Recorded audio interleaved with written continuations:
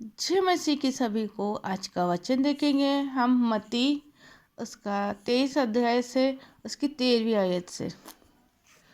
शास्त्री और फरीसियों के पाखंड की सामना। हे कपटी शास्त्री और फरीसियों, तुम पर हाय, तुम मनुष्य के लिए स्वर्ग के राज्य का द्वार बंद करते हो, ना तो स्वयं ही उसमें प्रवेश करते हो, ना उसमें प्रवेश करने वालों को प्रवेश करने देते हो। हे कपटी शास्त्री और फरीसियों, तुम पर हाय, तुम विधवाओं के घरों को खा जाते हो और दिखाने के लिए बड़ी देर तक प्रार्थना करते हो, इसलिए तुम्हें अधिक दंड मिलेगा। हे कपटी शास्त्री और फरीसियों, तुम पर हाय, तुम एक जन को अपने मत में लाने के लिए सारे जल और थल में फेरते हो। जब वह मत में आ जाता है तो उसे अपने से दूर नरकारी बना देते हो।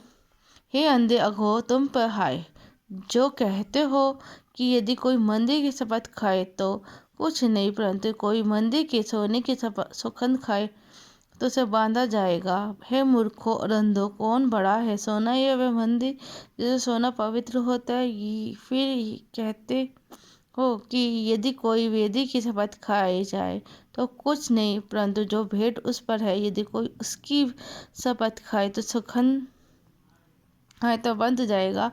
हे अंधो, कौन है बड़ा है, भेंट या वेदी जिसे भेंट पवित्र होती है?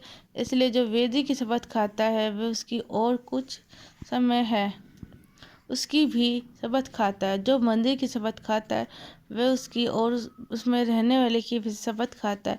जो स्वर्ग की शपथ खाता है वह परमेश्वर के सिंहासन की और उस पर बैठने वालों की शपथ खाता है। हे कपटी शास्त्री और फरीसियों, तुम पर हाय, तुम पुदीने और सौंफ और जीरे का 10वां अंश तो देते हो, परंतु तुमने व्यवस्था की गंभीर बातों के अर्थ, न्याय, दया और विश्वास को छोड़ दिया है।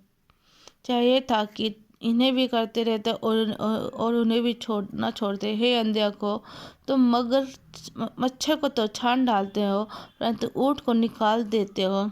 हे कपटी शास्त्री और फरीसियों, तुम पर हाय, तुम कटोरों को और थाली को ऊपर से तो मांजते हो, परंतु वे भीतर अंधेरा और असंयम से भरे हैं।